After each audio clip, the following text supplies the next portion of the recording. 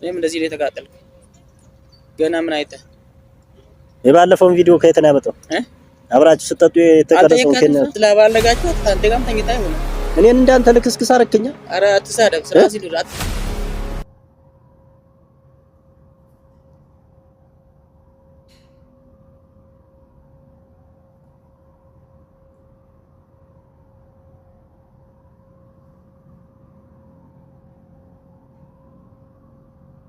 Egaa akkuma viidiyoo kana ilaaltanitti viidiyoo kanarraa warreen keessattuu bultee gaa'ila dhaabbattanii gaa'ila keessa jirtanii gaa'ila haala namni kana nuun godhe kana nuun jedhe akkas viidiyoo akkanaa arge waan akkanaa arge jettanii gaa'ila keessan diigdan dhaggeeffadha viidiyoo kana akkuma dhaggeessanitti jechuudha. Nagarre isin gaafachuun daganne nagaaf jaalalli waaqayyoo haala bakka jirtanitti isiniif haa ta'u obboleeyyan koo amantaa birootaa tayyoo yaa ashamaa harka fuune isiniin jecha akkuma viidiyoo argitan kana ayyuu fi buzeedha arbaa manaa fi haadha manaati amaariffaan hojjetu ijoollettiin jechuudha. Kanaafuu mana isaanii kan turte biyya arabaatii dhuftee akkuma keenya dalagattee mana ijaarrattee abbaa manaa qabdi yeroo baay'ee kinoo abbaan manaa akkana nama godha namni jiruu malee jiruusaa jijjiiruuf biyyaa baa heerumee malee otoo itti tole abbaa manaa isaa sana faana erga gaa'ila qabate maatii uratee mana isaa keessa ta'a. Egaa har'arra borwayyaa isa jedhan sana abbaa manaatiin hojjedhu ati asii hojjedhu mana keetiin ani immoo qarshiidhaan si gargaara jettee kara biyya biraa deemtee obboleettiin keenya kun ween isheetii jedhamti. Abbaan manaa ishii immoo daayyuu maqaan isaatuun badu kana tortora afaanillee hin beeku annagaagariif waanuma jedhuuf hin beeku jechuudha. Fiqee jedhama natti fakkaate. Kanaafuu obboleettii kanarraa maal baranna? Obboleettiin kun ayyuunis biyya arabaa waan gubaa biyya arabaa waan beektuuf shamarran biyya arabaa maal keessa akka ooltuu fi akkamiin akka hojjettee birri sana argattu waan beektuuf mucayyoon kun abbaa manaa ishiiti. Abbaa manaa ishii naa caala jettee warra ishiirraa maatii ishiirraa obboleewwan ishii madadaarraa sababa siifin ta'u kun siifin ta'u irraa deebi'i jennaan lakkinaaf ta'a jettee edda filattee ishiin itti galte obboleewwan irraa citanii maatiin irraa citanii qobaa ishii gaafa ishiin galtu hojjettuu mana isaatti akka mana isaatti hojjettuu na gargaarti jedhee hojjettuu qaxaratee hojjettuu sana faana dhiirsaaf niitii ta'anii wajjin jiraachatii jiran jechuudha. Gaafa ishiin biyya galtee mana koo naa gallakkisii jettee wanta akkanaa uumamu baay'ati jedhee mana ofii ishiitiif biyya namaatti humna ishii fixxee umurii ishii fixxee laala. Waa meeqa keessa dabarsitee mana ishii ijaarratte sana keessatti gaafa nagaheera jettee gara biyya ishiitti galtu wanti akkanaa yeroo isin mudatu isin maal jettan yeroo hundammoo kaameraadhaan waraabamaniiti jechuudha. Namtichi annagaagarii hin beeku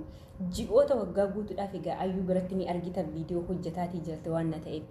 yeroo sanatti egaa yeroo kaan dhaqee maaloo naa galchaa jedhee isaanillee kadhatanii dadhaban kanii nama fuulduratti kabaja siniif hin qabne gaafa manatti galchate maal ta'a kan jedhamu sammuu keenya keessatti yaaduun ni barbaachisa jechuudha. Obboleettiin tuni kan nama fuulduratti kabaja ishiidhaan kennin annagaagarii dubbii afaasaa keessaa boollee akka gaarii miti ayna jaawa argitaniiti jirtu waan eenyu jedhan amma immoo የመጨረሻ mucayyoon illee hin galu waanan qabu naa hirii jetteeni lola akka maleerra gaafa jirani ayyuu ofitti waamee kootu mana maxaxxiitti ishee waami maal taate jettee gaafa ishiin dhaqxu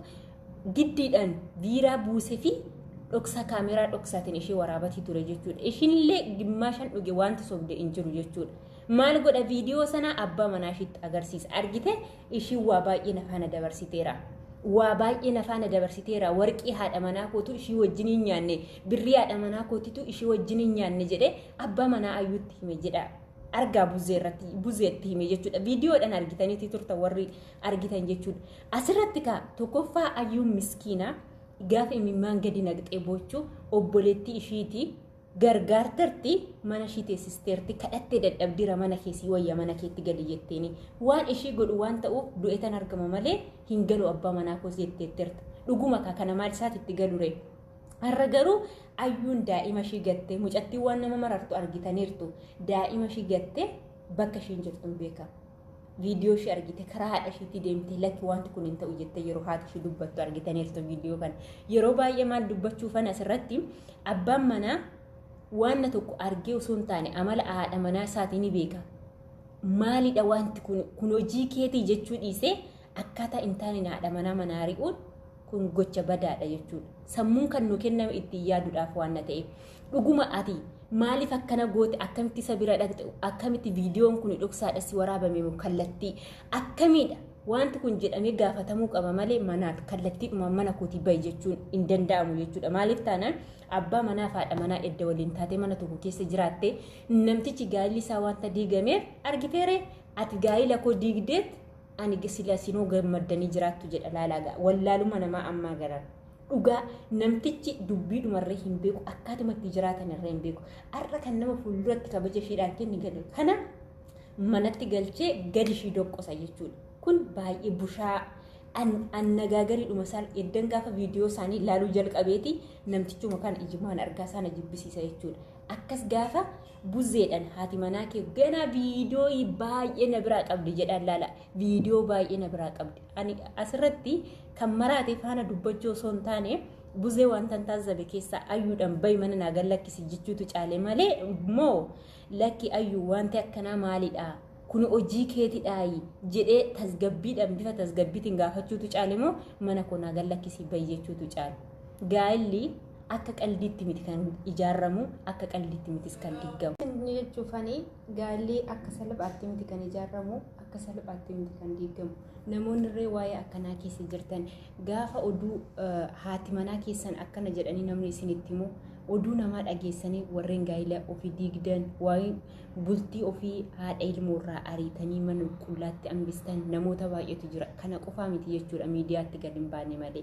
kanaafuu gaafa haadha manaa keessan waa'ee haadha manaa keessanii nama biraarraa dhageessan haadha manaa keessan waan ta'eef mana keessa gizee tokko wajjin hin jiraattu mana tokko goojjoo tokko keessa wajjin hin jiraattu waan ta'eef amala haadha manaa keessanii ni beektu waan ta'eef nama sana hamantu osoo hin taane haadha manaa keessa sana amanuutu barbaachisaadha jechuudha namni yeroo hammaa karaa bultii namaa diiguu barbaada malee karaa bultii namaa ijaaruu hin barbaadu kun immoo hundumti keenya ni beekna beekamaadha waan ta'eef seexanaaf immoo gaa'ila gaarii keessa osoo jirtanuu namni akkana naan jettanii osoo haadha manaa keessan dhageessanii warra dhiirarraayis shamarran tokko tokkorrees akkas ni mul'ata jechuudha abbaan manaa keemee akkasii jedhu oduu namaa isa alaa dhageesseet gaa'iluma gaarii keessa jirtu kana diigdi jechuudha kun immoo sirriitti fageessinee yaadutii qabna gaa'ila keessatti obsa guddaatu nama barbaachisaa namni gaafa oduu namaa asii fidee achii fidee namatti himu oduun kun dhugaadha moo soba jedhanii gatta'anii siraatan caqasuutu barbaachisaadha kanaaf viidiyoo koo har'aa kanarratti xumura viidiyoo koo yoo jaallattan immoo laayik sheer gochuu hin dagatina mee maamila nu ta'a maamila keenya immoo sabiskiraayib gochuu hin dagatina akkasii wajjin hin ture maskii fiqiriidha guddaa galatooma